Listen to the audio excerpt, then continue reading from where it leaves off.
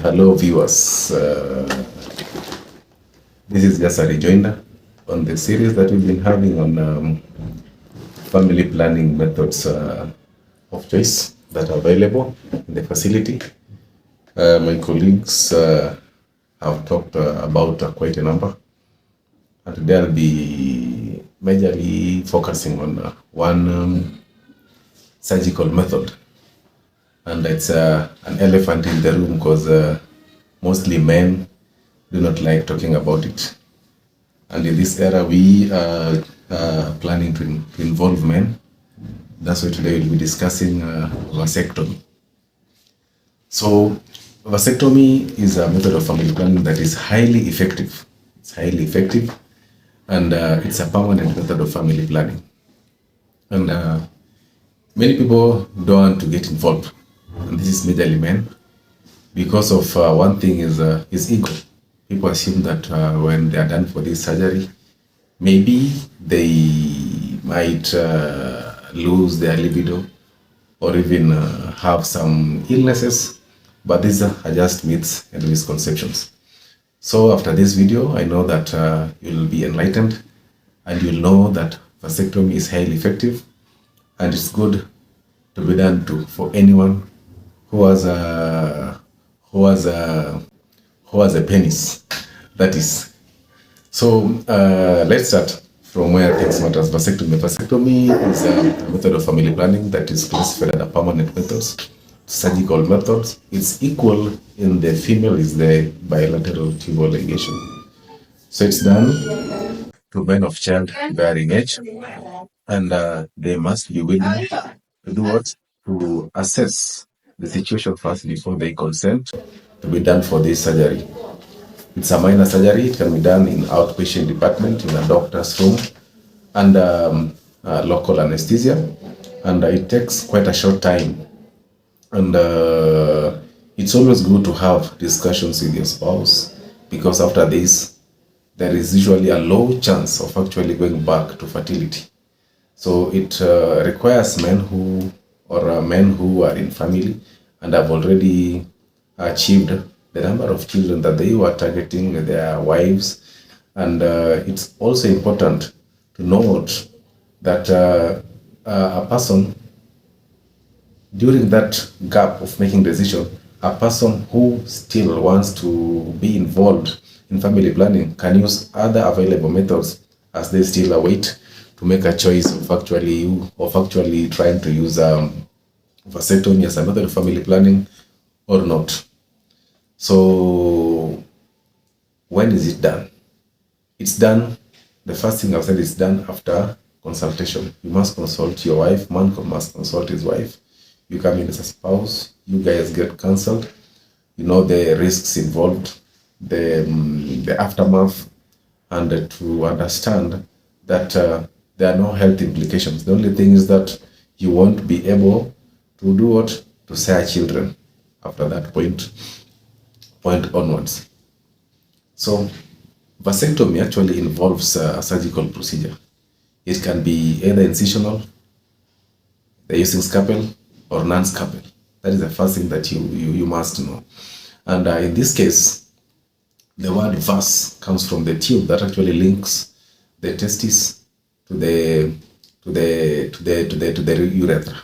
That is a channel which the sperms use to follow through from the testicles out to the urethra. So the term vas comes from the vasectomy comes from vas deferens, which is a tube that actually channels the sperm to the urethra. That is number one. So what happens is that that tube called vas deferens is either ligated or cut. A blockage is created, and this now stops the sperms from being channeled for it to mix with the seminal fluid in the urethra. That is one thing that actually is very important, because that is the key to stop the sperms from coming from the testis through to the external genitalia, to prevent pregnancy in case of unprotected sexual intercourse. That is number one. Number two, it doesn't take long. It doesn't take long. It's a procedure that takes like 10 to 30 minutes, and it's advisable that you come in prepared and ready with even a means of transport back home, because after that, the patient or the man that has been done for this procedure won't be allowed to have strenuous activities following that. That is number one. Number two, after the procedure, now, because we talked before, what happens before counseling, consultations, if there is any ailment, it's going to be treated first. Then after that, you'll be given a return date again. And following vasectomy, sexual intercourse can start even 2 weeks after that.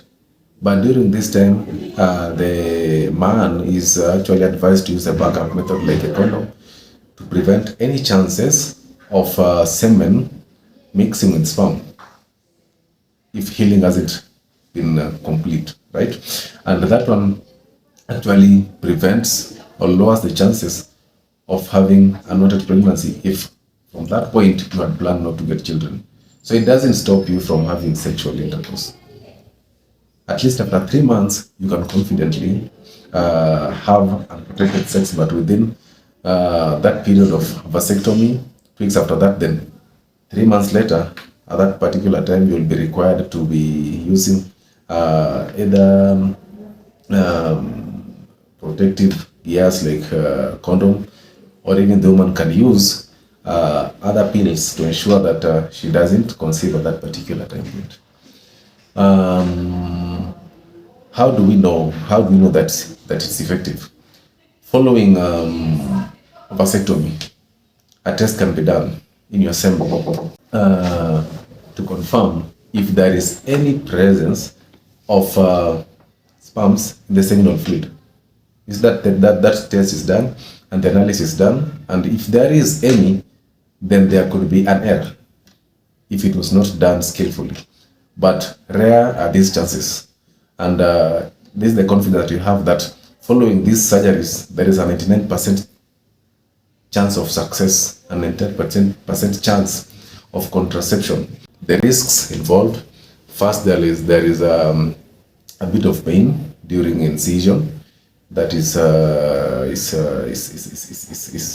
normal, and the pain should not persist, because after that it will take like 2 or 3 days, then the pain subsides. Another thing is that there is chance of infection if not skillfully done, or if the incision is quite large, then it might take some time for the point of incision to do what? To heal. Then number 3 is there are still chances if protection is not used within the first 2 weeks or 3 months of contraception or following surgery. There could be a chance that there could be seepage of sperm to the seminal fluid, and this may lead to pregnancy. So these are the things that actually can cause worry. But after that, it doesn't affect your sexual life. It does not predispose you to any cancer.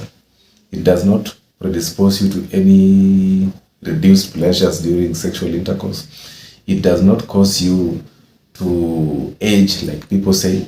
So it's a method of family planning that is actually sidelined, and people don't talk about it because of the risks involved. But in real sense, following discussions and consultations with the spouse is one of the best to be used by men who actually want to be involved in family planning. Part of the risks involved that is very, very important that I think everyone should know, anyone who is in childbearing age, is that this method of family planning does not protect you from actually getting HIV or STDs. So it doesn't mean that you go having unprotected sex all over with anyone. No. This is purely for family planning. So there are chances, and 100% chance, in fact, of you contracting HIV and contracting STDs. Yes, that's an important point that should be taken to note. This method is highly effective and it's easily done. Doing it is very easy. It takes like 10 to 30 minutes and it's done.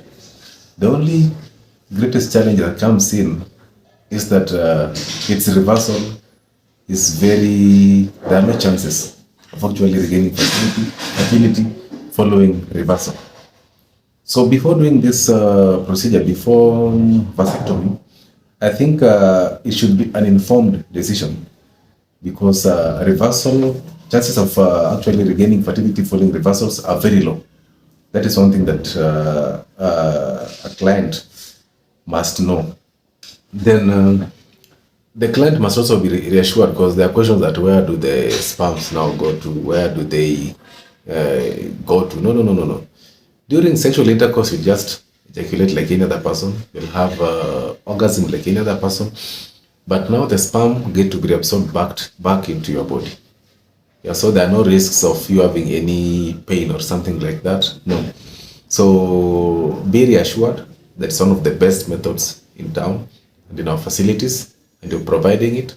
And so men should be equally involved to know what's actually happening and to know that it doesn't make you less of a man. It's not castration. Because people say that it's more of castration. No, that is a myth. That is a myth. Castration actually involves removal of the testes completely. Here you'll have your testes moving around with you and you'll have everything intact. The only thing is that we block the sperms from actually reaching the external genitalia through the urethra. So thank you so much for your audience, and we are hoping to improve lives with this, and we're hoping to make family planning easier for men and to advocate for vasectomy to anyone who wishes to start a family or anyone who already has a family and has had the correct and the right number of children. Thank you so much for your audience.